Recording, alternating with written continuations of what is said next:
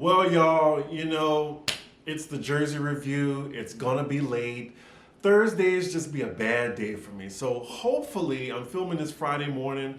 Maybe I'll get it out tonight.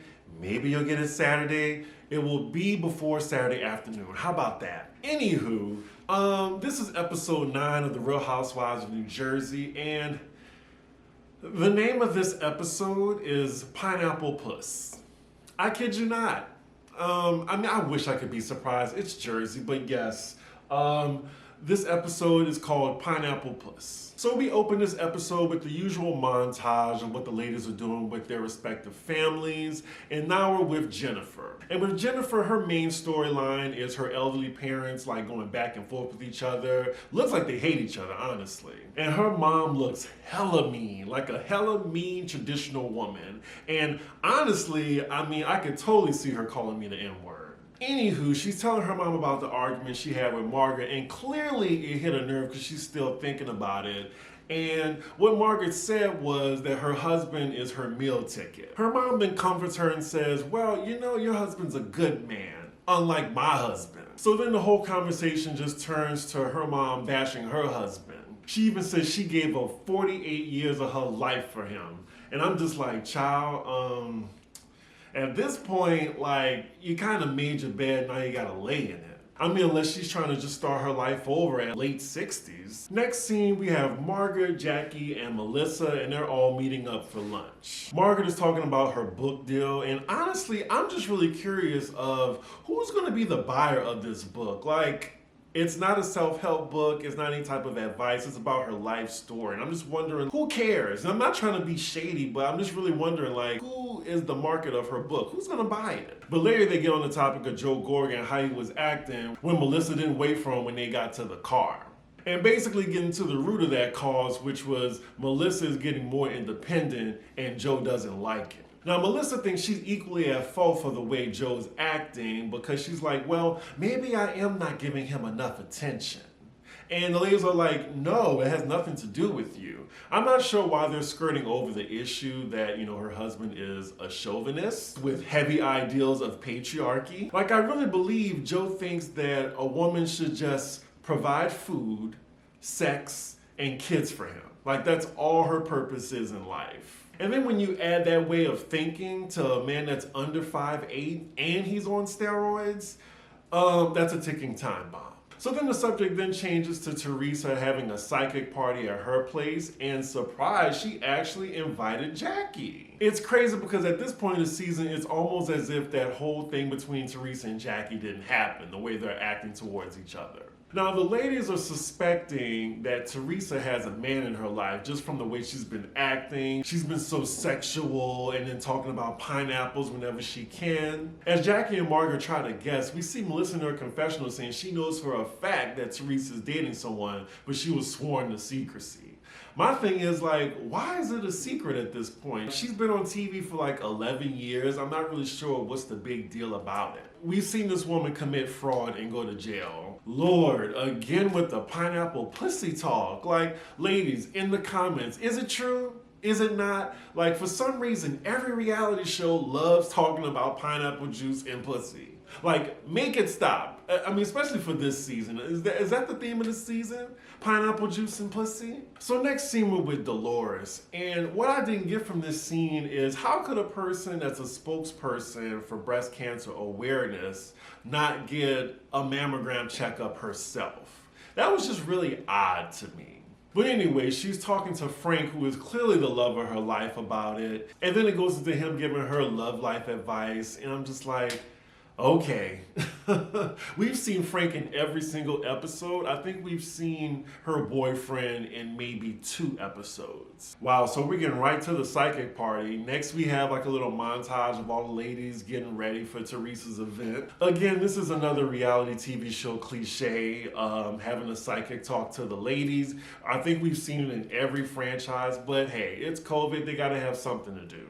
So the psychic and the ladies all arrive, and Melissa, of course, is just being so extra and asking the psychic all these random questions. The psychic looks pretty annoyed with her, and I really don't blame her because Melissa is treating her like a sideshow act right now.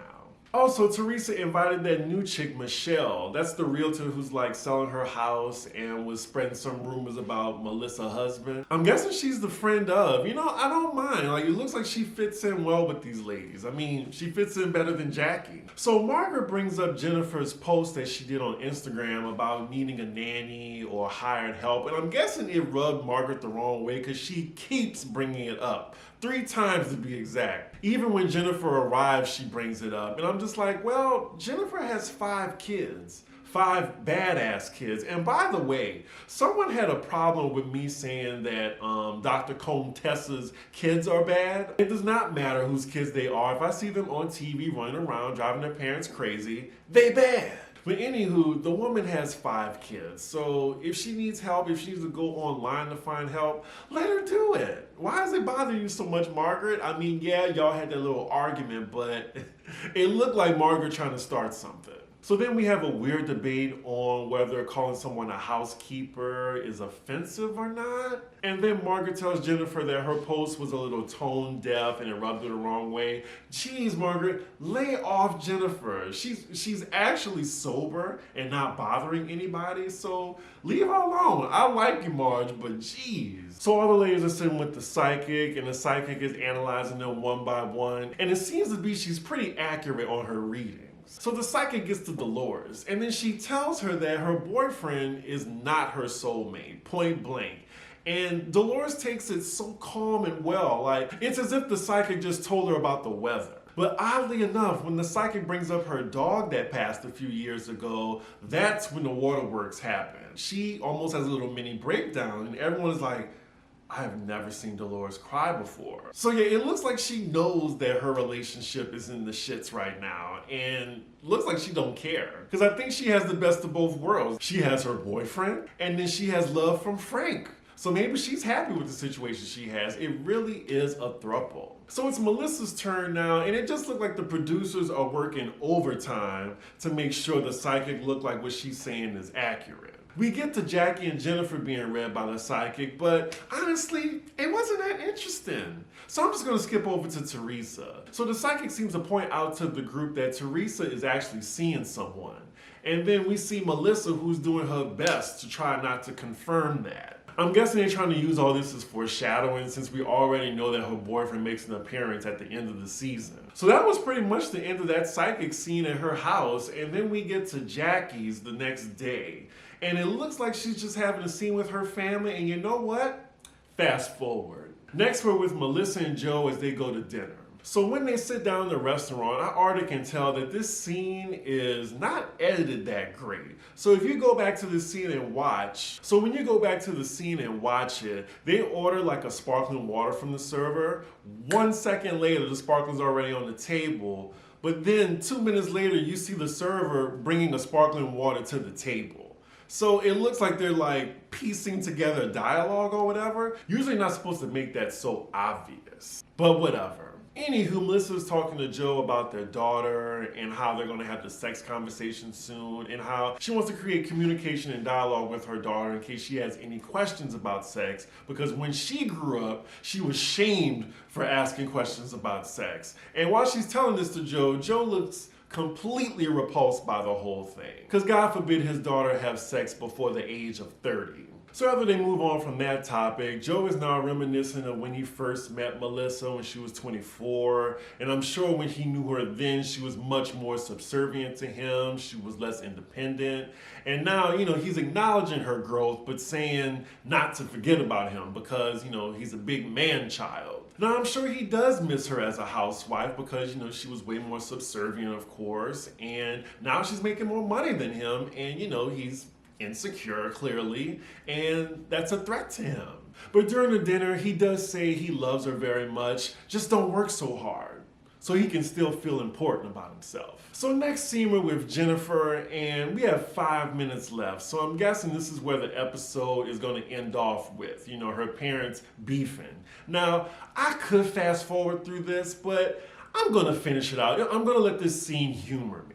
So they're all in the kitchen. It's her husband, her parents, and one of her kids. Now her husband is asking her, oh, well, how did the psychic reading go? And she tells him it was great, but considering what her reading was about, which was her mom arguing with her dad or whatever, I would assume that she would wait until it was a more appropriate time to talk about it. But no, she brings it up in front of her mom and says, like, you know, exactly what the psychic said, that she was right, that she was emotionally abused, but Jennifer has to acknowledge it.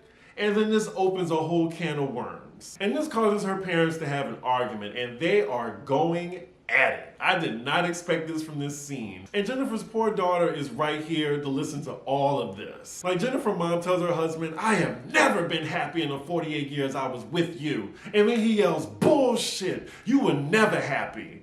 And then she responds, I was happy before I got married to you. Goodness, oh my God.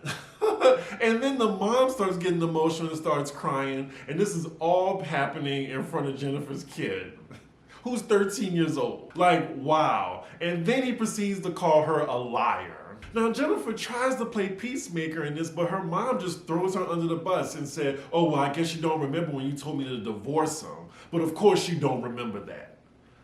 Oh my goodness. And then Jennifer actually agrees with her. She's like, you know what? Yeah, maybe y'all should have got a divorce so y'all can be happy. That's all I want y'all to be, is happy. And then her dad is just like, well, my mistake. At this point, Jennifer's kid is crying now. And her dad is like, you know, go upstairs. You shouldn't be hearing this. I'm like, finally? Like, at one point I was like, are they not going to tell the girl to go upstairs? So then Jennifer's husband interjects and says, you know what? This happened like 50 years ago at a time where it was traditional. So Jennifer's husband interjects and says, you know what? This was around a time where women didn't have that many rights to choose who they wanted to marry. And this was just like the times. But this all happened in the past. And you can't hold on to that because it's going to affect your present.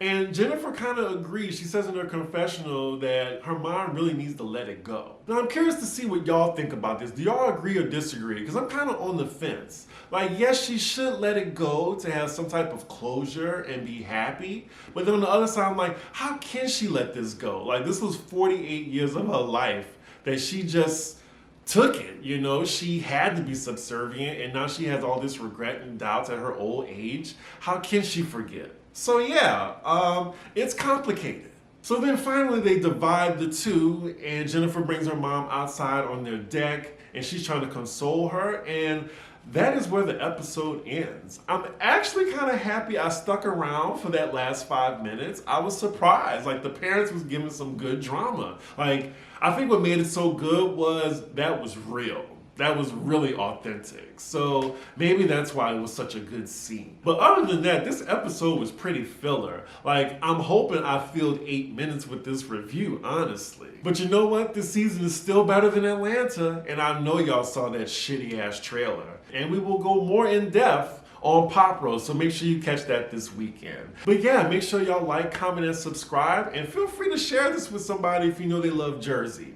But anywho, like, comment, and subscribe, share this shit too, and I will see y'all for my Circle review.